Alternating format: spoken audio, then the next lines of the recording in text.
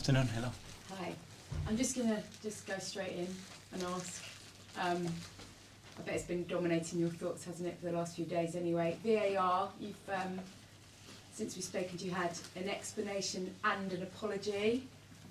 Did it make it any better? Yeah, we ended the game after analysing all the evidence that we had on the images with a huge anger and disappointment. Because that wasn't a human error, that was a big not conceiving and understanding your job, and that's not acceptable. I'm sorry, and that cost Arsenal 2 points, and that's not going to be restored. So we're going to have to find those 2 points somewhere else in the league.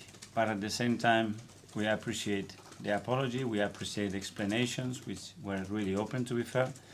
And we got a lot of sympathy from a lot of colleagues in the industry, in football, that they are talking that we cannot play with the integrity of the game in the way that we do. And that's it, and we have to move on.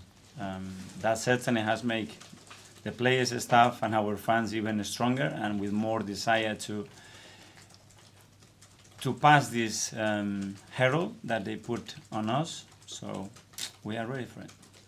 I know you want to move on from that incident, but are you satisfied, having spoken to them, that it won't happen again?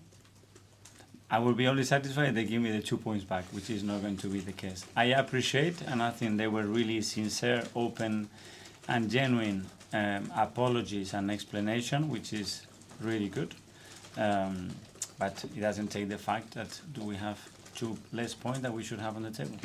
And the fact that you work hard to do your job, your players work hard to get their jobs right, and yet somebody else doesn't do their job right, that can't be right, can it?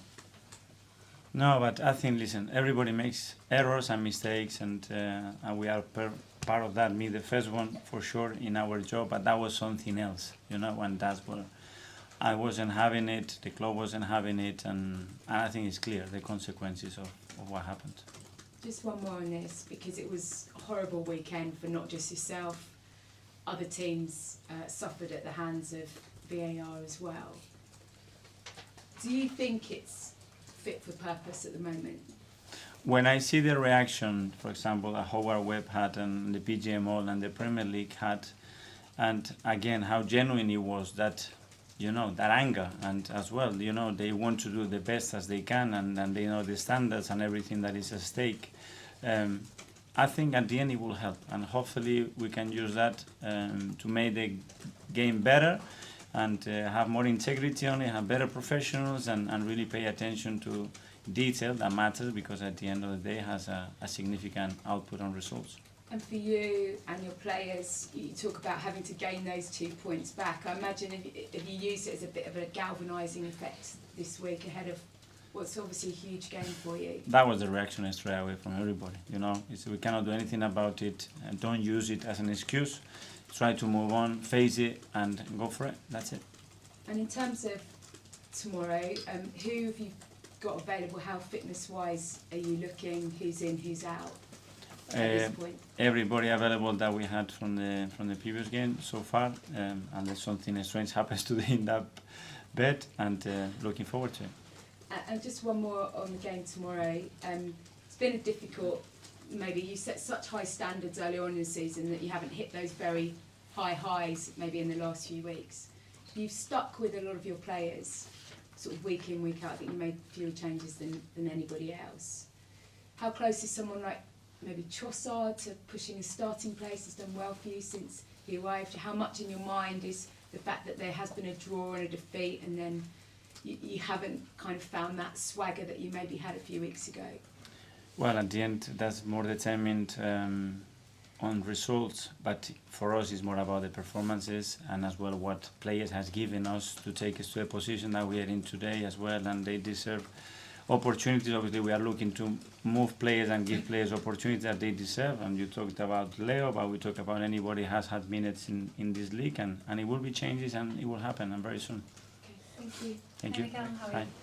What's the mood been like in training this week? Is there a different feeling when you know that a game of this magnitude is on the horizon? A great energy. I sense it since I arrived. After the Brentford game, from the staff, from everywhere at the club, it was a mixture between anger and desire to play the next game. So we need to use that for tomorrow. What do you consider the biggest threat in this City side? Them as a team, you know, what they have done in the last 6 years, they absolutely merit it. They merit it on the pitch, and the way they play, the way they have competed, the way they have gone through difficulties. And for us, the challenge is to get to that level, you know, and we need to use that challenge and that energy to, this is what we want to be, and this is the level, and we are heading towards it. Having never beaten Pep in the league, what would a win mean to you tomorrow? For me, it's the team, the club, and where we are. Me personally, is beating one manager. Is not about that. It's about beating the next opponent, and in this case, is Man City. And just finally, what are you expecting from the home crowd at the Emirates tomorrow, and how much are they going to help you? That we play with 15 players tomorrow. That they are so into it in every single ball and giving us energy, support, and basically what they've been doing. And let's enjoy a beautiful night in a really special day. Thanks, Mikel. Good Thank luck. you. Thank you. Bradley. Hi Mikel, Hi. hope you're well. They say sometimes you can learn more about your team in adversity. What have you learned about your team over the last couple of weeks in terms of results not quite going? Well, we have a few moments in the past as well. We have learned a lot, especially the people that we have in the team and the type of characters that they are, how much they care about their profession, and how close they are to each other, and how clear is the ambition and the purpose of what we do every single day to win.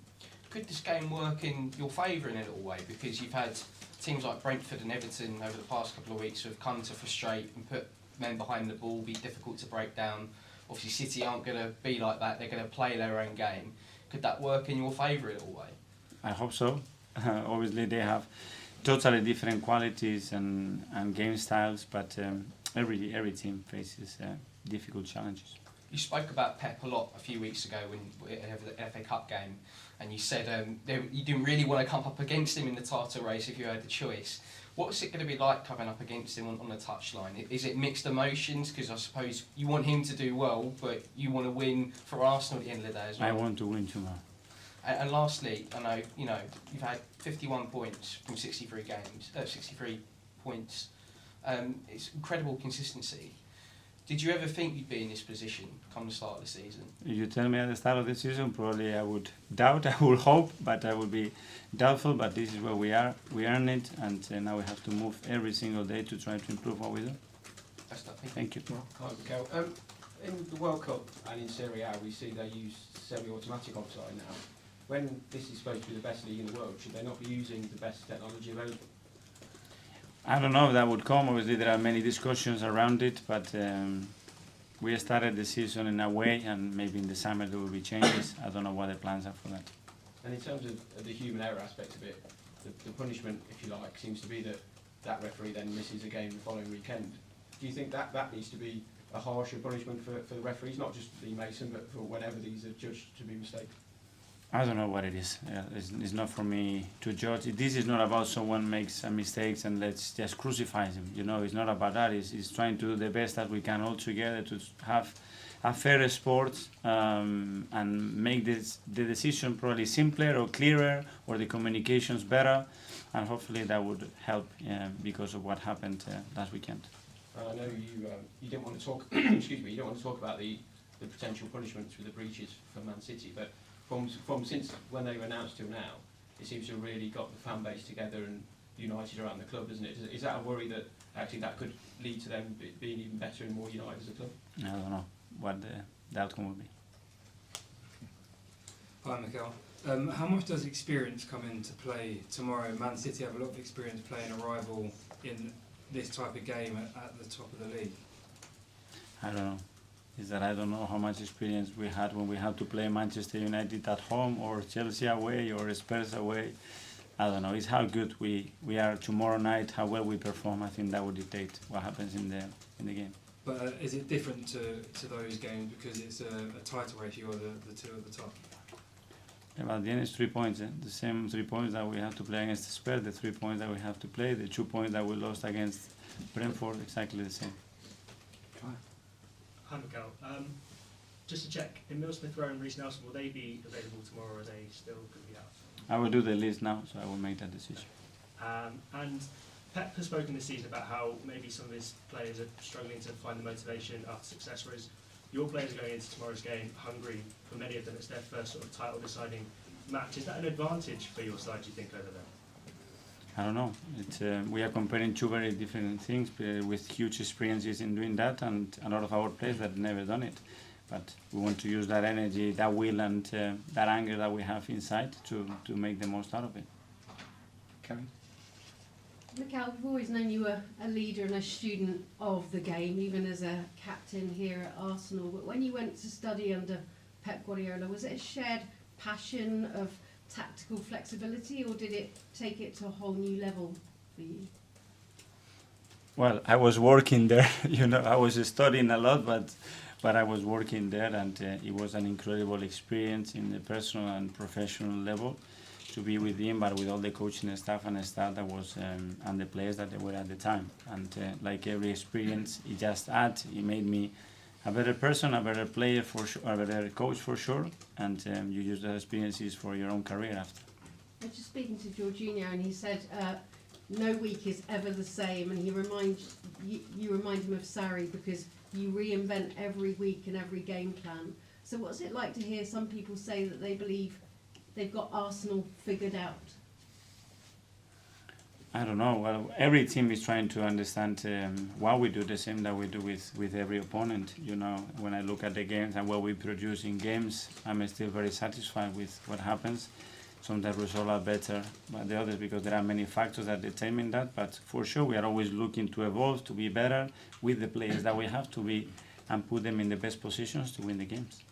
And the atmosphere seems to be replicating the excitement on the pitch. The drums going now as well. Sometimes the drums kind of drown out when we want to watch the action, but is it starting to feel like the big European nights you remember that?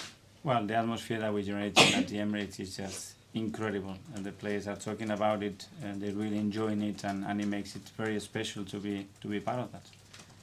Big match ahead, but people would like to know, how's Jesus' return going? Doing really well. He's on the pitch. He's been doing quite a lot of work on his own with the ball already, with good spirit, and so far the rehab is going well. Any time frame? Unfortunately, no. As the doctor, maybe he gives you one. Mikel, hi.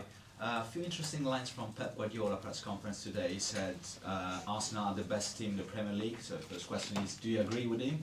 And he doesn't know if Haaland will be fit enough to play tomorrow. Do you believe him? Of course, that's what he said. So I always believe him. And do you agree Arsenal are the best team in the Premier League from what is seen so far? Well, the table said that we have the most points to be the best team in the league. Obviously, there is still another 4 months to go, and we have to prove that every single day. Thank you. Thanks, folks. That's the live section finished. We now do a split 10:30 embargo tonight.